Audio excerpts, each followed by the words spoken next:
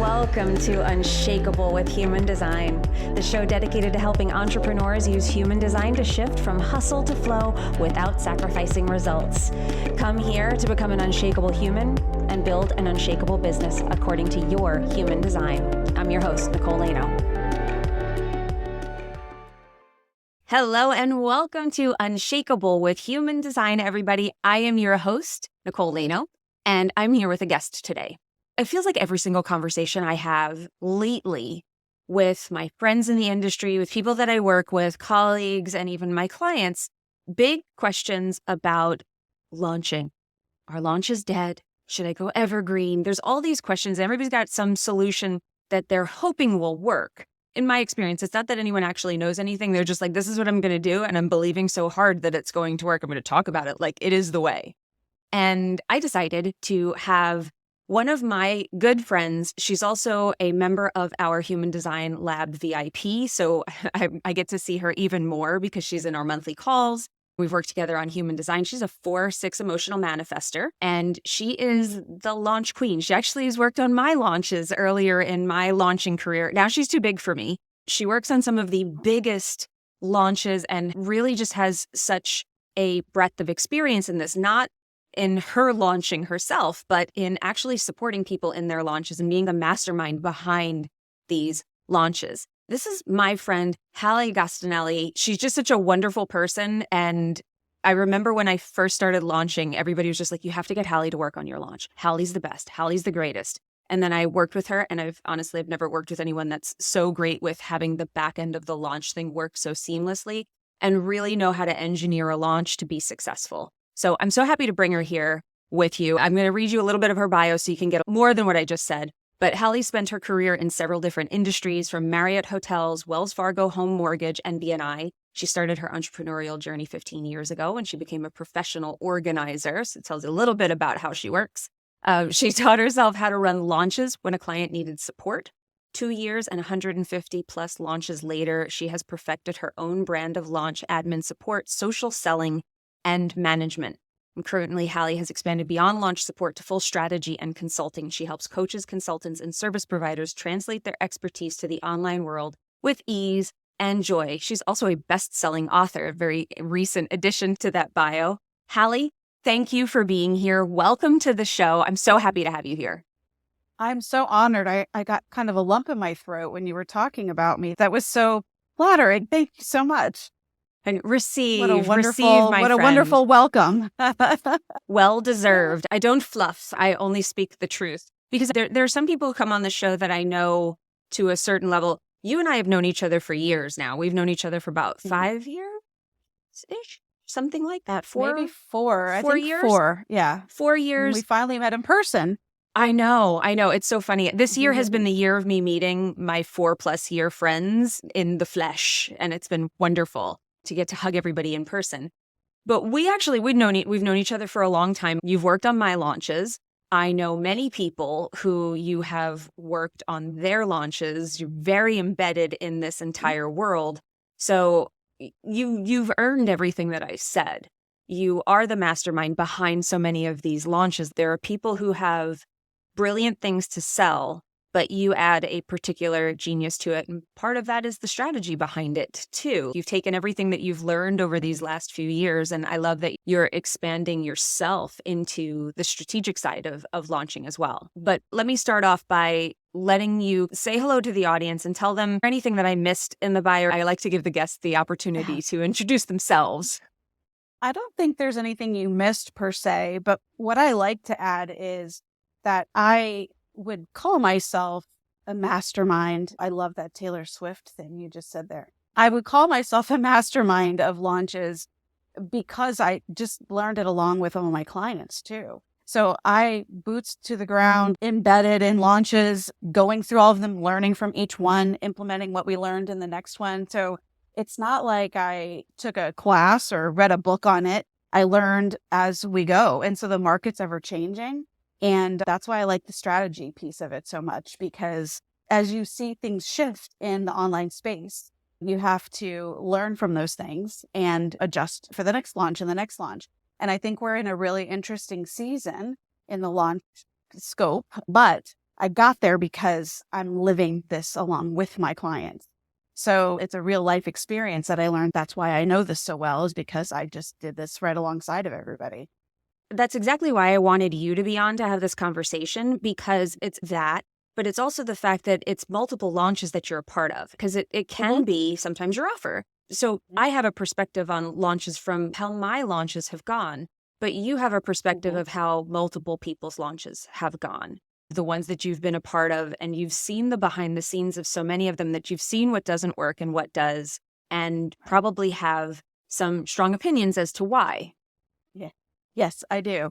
I think if your big question is, do launches still work? Is there still a place for launches? My answer is an absolute yes. But what we have to do is let go of the expectations of what was happening when we were all working from home in the pandemic. It's going to be very rare to see results like that. So the first thing is resetting your expectations for what one singular launch can do for a business. And I have seen the same launch repeated, and sometimes they have multiple six figures, and the next time it's a little slow. So there is a natural roller coaster to launches, and that's just going to continue. And so the launch landscape is going to still be a bit of a roller coaster, but we need to reset what we're thinking a launch is going to give us. And we need to just erase what we experienced for a couple of years with just waving our wand and whatever we put out there works. Now there's a real formula you need to have in order to have a launch be successful. It's three-pronged, and if you're missing one, it's kind of like a stool. If one of the stool legs is a little shorter, it's going to be wobbly, and you're not going to have the results as you would if all three prongs are really well-rounded and balanced. And let's talk about what all of those other pieces are. First, let me ask you, for the people who are less seasoned in this space, talk about the launches. What type of launches do you work on? Are you only working on the 9-day launches still, or do you work on other length launches, different types? So these are live launches that we are talking about. Right. My specialty is the live launch challenge, where it's like a Facebook challenge or a boot camp where you're teaching your audience something free for about 5 days, and then you have bonus sessions after. So you're teaching and selling for 5 out of 9 days of a launch. You can shorten that to a 2-day workshop or a masterclass, but what I specialize is in the live teaching. Most of my clients still stick with the full 9 days because shortening your time with your audience usually shortens the amount of sales you have. So they're sticking with that formula of the 9-day. The process works pretty much the same for any kind of live teaching. It's just how many days are you teaching? And so you're teaching them a piece of what you are going to help them with in your paid program to give them a sense of who you are, how you coach, have them really have a win during their time with you so that they really want to work with you ongoing. Like, if this is what they're offering in a free workshop, imagine what I could do in their paid program. So that's the beauty of the live launch. So that's what a launch is. There are many different kinds of launches. There are evergreen launches. There are just email launches. There's all different kinds, but I specialize in the live launch. Yeah, and I've done them since we met. That was how we met. We met in a program that taught you how to launch. And I've done them, and I truly haven't found anything that delivers quite like a live launch. One of the big things for me and for my team is we noticed that retention was very difficult to keep for the full 9 days. And most people, myself included, just were like, I'm not seeing the payoff I was seeing for the amount of time and energy that it takes. And I'm curious, has there been anything that you've been doing that has helped to improve retention? Because that's the stuff that I feel like you bring to the table because you bring such experience to it. Is there anything that you're doing that has really helped, or we've shifted this to keep it fresh, to help people show up till the end, and then ultimately boost the conversions at the end? Because that's what we're obviously all looking for. I think the first thing everybody needs to understand is there's going to be a natural decline in people that are attending your launch throughout the week. That's just to be expected. It's human nature. We're excited about something day 1, but by day 4, we're not. We're excited about joining the gym in January. By the 15th of January, we're not. So there's a human nature element that you need to keep in mind, but it doesn't mean you don't do things to help engagement ramp up. One of the main things that I see happening is that they're not having a human connection part to their launches. So if you're going live, and even if you do email sequences and reminder posts and text reminders, there's a human connection element to our launches that we do. You could call it social selling. I don't really call it that because we're just nurturing them. We're serving them, we're connecting to them, we're reminding them to show up. So that's a huge part of it. If you're not doing that in your launches, you're missing out on the opportunity to really, really connect with them and make them want to show up. Serve them more, answer questions in the DMs, send them reminders, send them replay links. So that human touch is pretty important. And I think especially in our world of AI that we're leaning to, the more human connection that you can involve in your launches, the better. On that vein, offering a VIP option in launches is a trend I'm seeing. So you can offer that for a very, very small fee. When they register, give them a VIP option, give them more human touch, offer a daily Q&A or a Q&A a few times during the launch. That seems to pull more people into the fold too. You could do the prizes and giveaways and just freshen those up each time. Mix up your bonus sessions. There's a whole nurture email sequence that I see a lot of people missing. So they register for the workshop, but then they don't attend. And you expect that to a degree, but what could you do to make that less? Nurture them in between registration and showing up.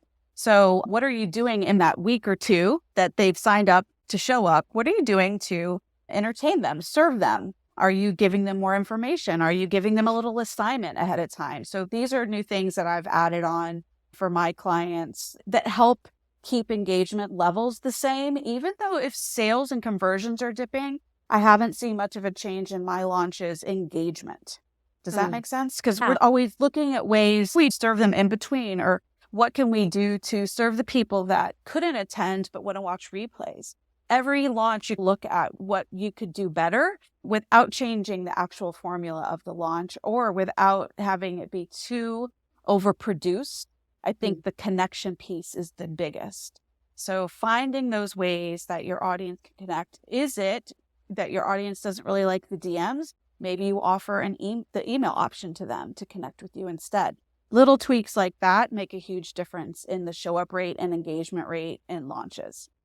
Yeah, we've started in our emails sending out a link to my Instagram and asking people to voice memo me over there if they have questions. And that's actually worked really well, linking straight out to it. So we make it easy. Most of the people who are in our launches follow me on Instagram anyway. So that's been a great way to start that conversation directly with me. And that's usually further along in the launch that we start doing that, because I do want to make people know in my programs, I'm really accessible. It is sort of a disconnect if I'm this wizard behind a curtain. I show up, I do my thing, and then I disappear. It's very different than the way that I show up in my programs, where I'm very accessible and I'm very in front with my people, particularly what I end up selling through the launches. Right. So you look at the metrics differently, and I think that's an interesting thing to call out. You look at the engagement versus the conversions, and I think people only look at conversions. And we definitely look at that too, where we've looked at and we've been like, engagement was really high, but conversions were low. And I think that it's showing you where you might have a disconnect. And I want to ask you about this. Or when you said we had engagement, but not as many conversions, so we missed the mark. And I like to reframe that to, we had a lot of engagements, but not a lot of conversion. So they're interested in what you have to say. They're raving fans. They attended. They consumed the information, did something with it. They just didn't buy your product. So there's also after launch surveys that you might want to do to poll the audience. Why didn't you buy?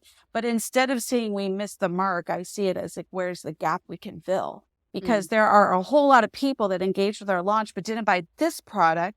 Is there something else that we could offer them that they can still start to become a client of ours and work their way up to that program? Because we're seeing that happening a lot more now than we did back in the day when we were all launching. Everyone had one signature product and that was it. And you launched it or you didn't. You might have had a VIP or a one-on-one that you would offer, but most people were trained, don't do one-on-one, only do high ticket group.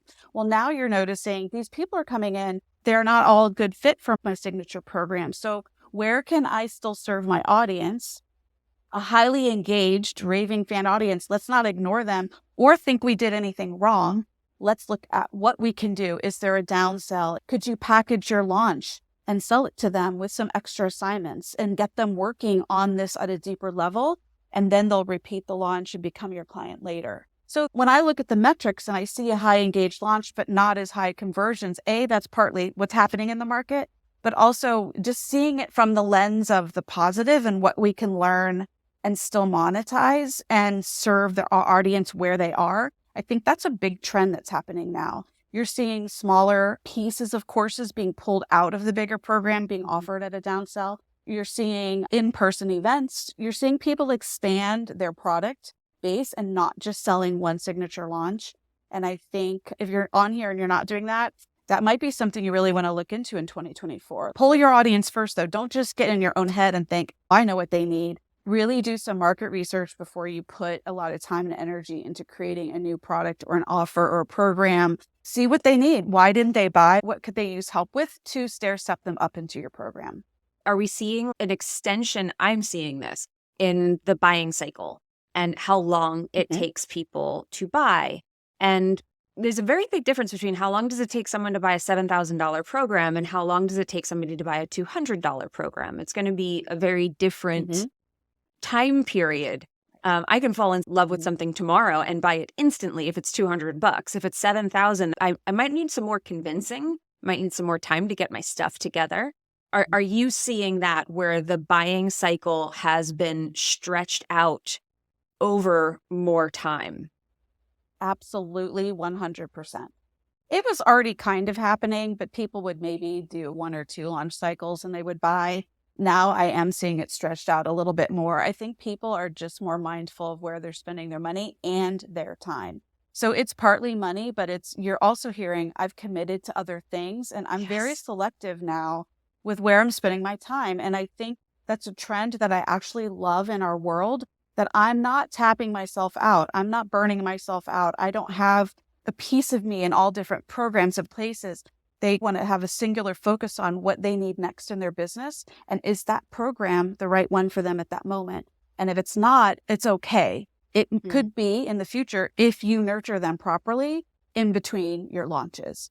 So it's absolutely happening. And it feels like a negative in the time because you're like, gosh, our launches used to make easy 200,000 and now we're working to hit 6 figures.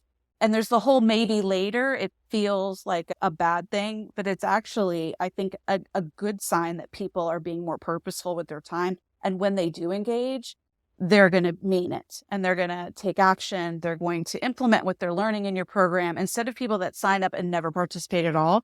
And you don't want that in your program either.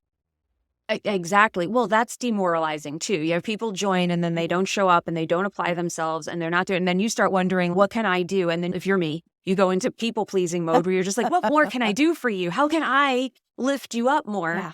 Or you just start to feel like, I wonder if this is really working. And it's not a reflection of the program. It's just the wrong people are in it.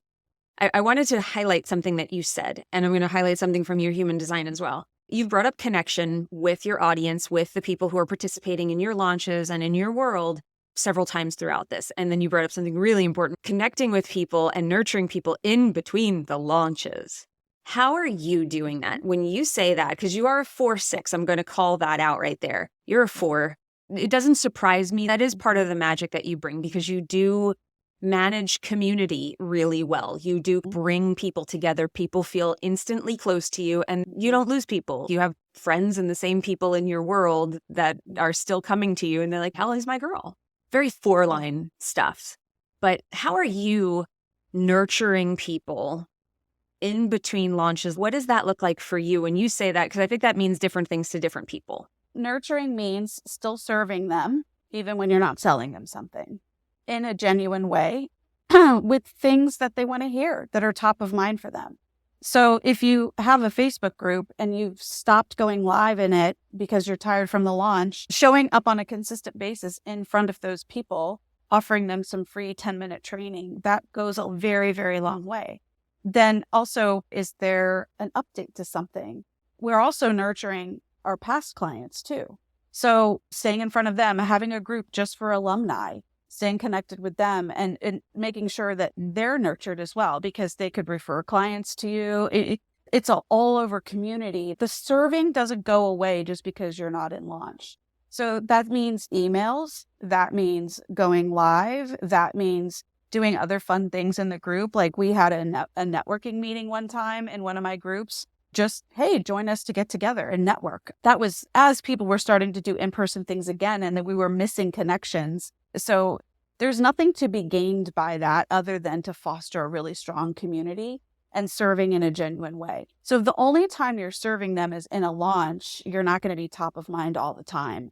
And then continuing your connection in the DMs with your team, with those people, go a long way also. So we're just not showing up in your DMs when we have something to sell you. We're checking in on you all the time. Did you say you're going to be ready in 2 months when you finish school? How's that going?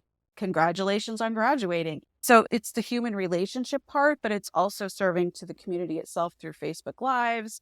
We have a year-long schedule that we do for my clients. When they're a part of my launch program, nurturing their Facebook group ongoing is of vital importance. Doing engagement posts, engaging yourself, answering questions in the group, like having people from your programs pop in there and help answer questions. All of that doesn't take a whole lot of time, but it keeps you top of mind with them, and they know that there's a genuine desire to help them on their path to whatever it is you're teaching them, right? Whether it's health and wellness or something business related or a specific skill you're teaching them, that you're just not showing up when it's time to have them buy. Yeah, and it does feel different when you build a relationship with your audience. I mean, this podcast is a big way that I do that.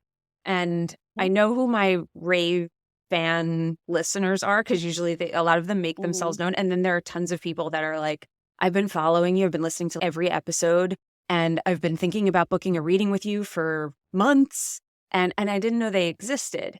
So launches are a great way for people to raise their hand, because that's when I get to see those people come out of the woodwork. And when I find out where they found me from, I know which pieces are working. And then I can keep in touch with them, and they know that they exist. And usually for me, I do it through the DMs and through following them on social and keeping up with what they're doing. But it is important to actually track that stuff and have a CRM, something I have been very guilty of not really keeping up with. And we're changing that. My team has just put that together where we're like, I have to get more organized with this, because it's not an intention to let people fall off. It's just, I can only hold so much in my head, in my energy. But if I'm reminded and I have a place to go, I'll be like, oh, I haven't connected with that person in a long time. Let me go reach out to them. And it doesn't feel phony doing it that way. If they're real relationships, if there are ways that I know that I'm serving those people. And for me, the podcast is one way. I know if they're listening to the podcast, I'm serving them twice a week. I deliver a good show, and I know that I'm doing that. So I feel like my side of the street is clean. But I want to ask you one last question, then I want to ask you a little bit about your human design and your journey with it. I want to wrap this up with, can you give me 3 things for someone to remember when launching? I think you've mentioned some, but let's recap a little bit. What's the 3 most important things to remember going into launches and these like more scalable sales events in 2024? And then what are some important things for them to do? Like the most important things to do and the most important things to remember. That's a tough one, because there's mindset and then there's tactics. So I don't know which one you want me to lean into here. I'm going to go with my instinct and say, let me start with mindset. The first thing, if you're in the launch world and you want to continue launch cycles, the first thing you need to do is detach your value from the results of any one particular launch and know that there are going to be ups and downs. And low sales on a launch doesn't mean it's not working. There are so many intangibles that come out of a launch that might be on the lower side of sales that could have just created some of your best clients in the future. And if you give up or say it's not working because of one, you're missing out on those future relationships. So part of it is mindset. This is a long game. It's a piece of a strategy, and one bad launch doesn't mean it's not working. So that's one thing that I would want everyone to remember as they go into 2024 is be a scientist. Look at this from a scientist's point of what worked. Let's tweak something and measure it. Go into it with curiosity and fun and play instead of intensity, like this has to work. We know what that's like when you go into something with this has to work or else. Your team feels it, you feel it, your audience feels it. So there's a little bit of checking yourself and mindset about the realistic expectations of a launch and then who you are showing up to be in that launch. So that's a little bit of the mindset. The technical things that I would say is really take a step back from your launch strategy and look at your holistic marketing. So how are people finding you? What is their experience with you when they come into your world through Instagram? What's their experience if they've watched on a podcast? What's their experience if they've joined your Facebook group? And make sure you're nurturing them at all places so that when you do launch, you have some credibility and you already have been giving to them and they're going to want to be a part of what you're offering. And then strategy wise, there's 3 things that need to be happening for a launch to succeed. You need to be teaching them something or bringing them through something during that launch that gives them a win, that's solving a problem that they're having in that moment. And you need to serve it up to the right audience. So make sure the people that you're inviting to your launch are qualified people, that they're the right people that listening to that message at the time. And then your offer really needs to be something that they can envision themselves being a part of and seeing results in. So testimonials are really, really important here. So do you have raving fans? Put them all over the place because they can listen to you sell, but it's your fans, the people that have experienced transformation in your program, highlight them more than you maybe did in the last couple of years, because I think that really speaks volumes.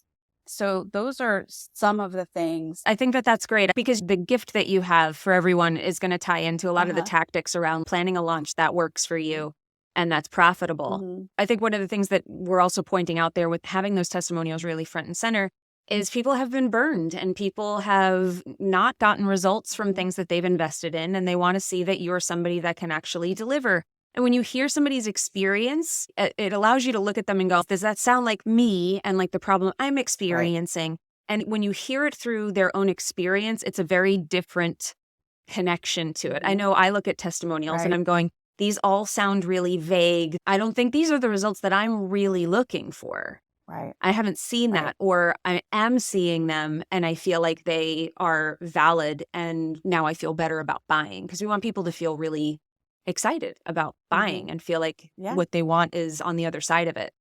I want to shift gears right here to just talk about your journey with human design. Like I mentioned, you're a member of our VIP tier in the Human Design Lab, and you're a 4/6 emotional manifestor.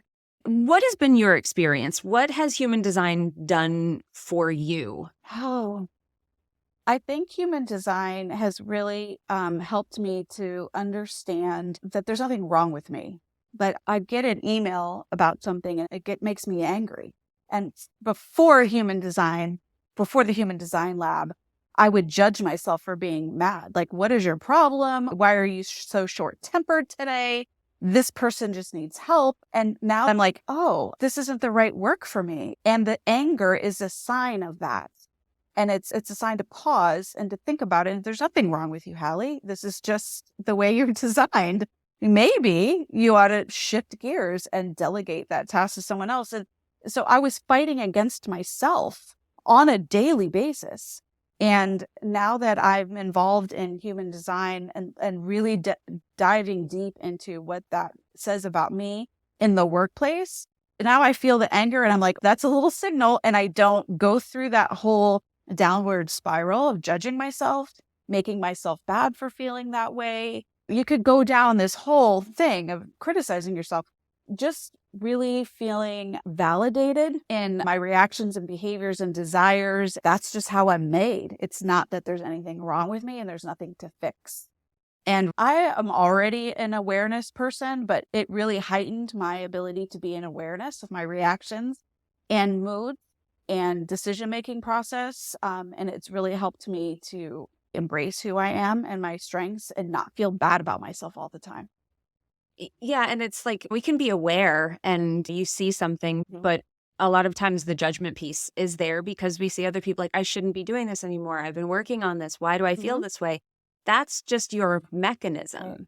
And as a manifestor, being very in the weeds on a lot of things, that's constantly going to happen.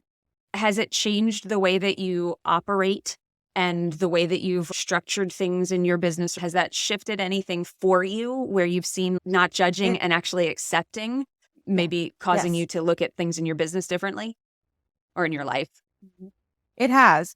And it has. It really has. And I think the first thing is, like I mentioned, just being in awareness and understanding that's what's going on. And then the next level of that is, okay, what am I going to do about this? Because I could be in awareness and still have that same irritating reaction to an email. If I don't do something about it, it's going to keep happening. Just because you're in awareness of it, it doesn't mean that it's okay to stay there. So I have really made a pointed effort to delegate 80% more than I did prior to diving into human design. And I've done it in a way that the release of it has been so beautiful. In the beginning, it's like when your kids go on vacation, they're not with you, they're with a friend, and you don't have to feed lunch to them. And you have this sense of worry, like, what am I forgetting? Oh, I'm not feeding my child. Oh, but that's okay. They're with someone else. You have a little bit of that sense when you start delegating, but that didn't last very long. And it's been such a freeing opportunity for me. Now I'm back into emailing my database. I'm more creative. I'm coming up with new offers and things that I want to do that just light me up instead of getting stuck in responding to emails as much. So it has completely changed the landscape of how I see my 2024 going.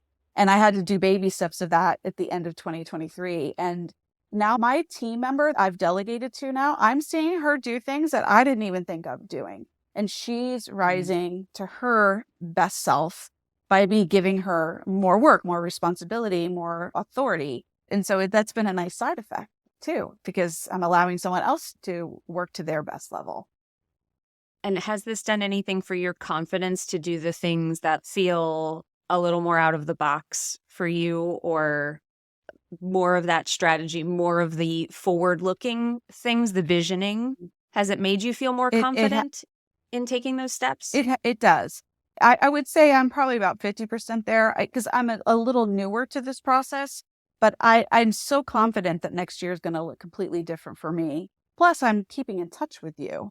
I'm in the program. It's ongoing work. It's not a one or done. So you slip back a little bit and then you check in on a call, or I message you about something and you help remind me of things. So that's why the program works, is because you don't take a course, you learn it and you're done. It is like any change you make in your life. But the confidence level that I have now, knowing that this is what I'm meant to be. I'm meant to be a strategist, doing this newer version of the work and leaving the other behind, and not in a negative way, because my clients are still getting served, So I feel very, very confident that this is what I'm meant to do, but I'm also going to get the support that I need as I'm going along in that journey by you through your program, because we're human and there are going to be bumps in the road, right? Well, absolutely. And everybody thinks that I'll hear the thing I need to hear. You'll tell me what this gate means, or you'll tell me what this is, and then I'll know what to do. And okay, bye. And that's fine. If that works for you, great. It just hasn't been my experience. It wasn't my personal experience, and it hasn't been my experience with clients. Is you need to hear things over and over again. They need to penetrate. They need to integrate. And you're changing and opening up and shifting. And traditional human design will tell you it takes 7 years. What I don't like about that messaging is it sounds like nothing changes for 7 years, and that's just not the process. Right. But at 7 years, I'm sure you will feel very differently than you did at 1, 2, or even 6 years. It'll be a very different process. You've changed. But the other thing I just wanted to mention, as you were talking about your team member stepping up and you're seeing her do more creative and valuable things that you didn't even think of, by you blazing the trail, this is Manifestor, by you blazing the trail, by you moving on what you feel creatively drawn to, that you activate other people into their genius. That is part of your role here in the collective. And if you're playing small in that realm, then you are keeping them from stepping up. And that's not to make you feel bad about it, but to make you feel more empowered about taking those steps and feeling more and more confident every day that this is what I'm meant for. This is what I'm meant to do. And making a move like this doesn't just benefit me. When you talked about confidence, for any type of human, if you're holding on to your past ways of being, when you said you're playing small, you get so stuck. And when the gates open and you start learning new ways of being, it's scary. There is a time when you're like, but what if this all really happens? And human design part of it really helps clarify that. it's not so vast and scary. You're using your strategy and authority to really help make these decisions. So when I'm struggling with something, it's not this vast, the world is my oyster. What am I going to do? That's almost too big. It really helps you along the way in this journey, make really good, solid decisions that are right for you based on your own design. And it's helped take some of that fear out of it. Right. And because I give very different advice to a generator than I do to you. It's a very different way of being. Yeah. And you guys are only 8 to 9% of the population. There aren't many people that would have your experience unless you happen upon a manifestor that was your mentor, which you might be drawn to. People would most likely be giving you advice that worked for them that doesn't necessarily apply to you as well. Thank you for being here. Thank you for sharing with us. I love having you in the lab. I love having you in my life. And thank you for sharing all of your wisdom as far as launches are concerned and your perspective on this. Thank you for sharing your experience. Tell everybody, where can they stay in touch with you? And I know you have a free gift that you wanted to give everybody who is a launcher. Where can they grab that? Yeah.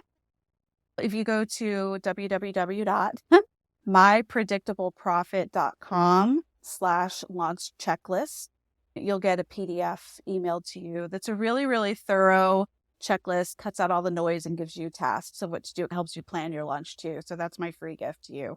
And I would love it if you follow me over on Instagram and we could connect there at My Predictable Profit. We will link all of that up in the show notes for you. And that launch checklist will save you a lot of time. Focus your energy, focus all of your tasks. So I highly recommend picking that up. Hallie's stuff is very organized. Do you remember when I mentioned she was a professional organizer? This applies to many areas of her life. Thank you so much for making it all the way to the end of this episode with us. We appreciate you. Please let us know what you thought about the episode over on Instagram. I'm at Nicole Leno Official. Thank you for being here. And remember, in order to have an unshakable business, you must first become an unshakable human. So thanks for letting us take you on the journey of becoming unshakable with human design, everyone. We'll see you next time. If you love this episode and you're a fan of the show, please show us the love on iTunes, Spotify, or wherever you're listening to the show and leave us a review. And if you'd like to connect with other entrepreneurs on their human design journey, join our free Facebook community, Human Design for Entrepreneurs. Go to nicoleleno.me/podcast links to join the group, book a human design reading with me, or access our free human design resources. We'll see you there.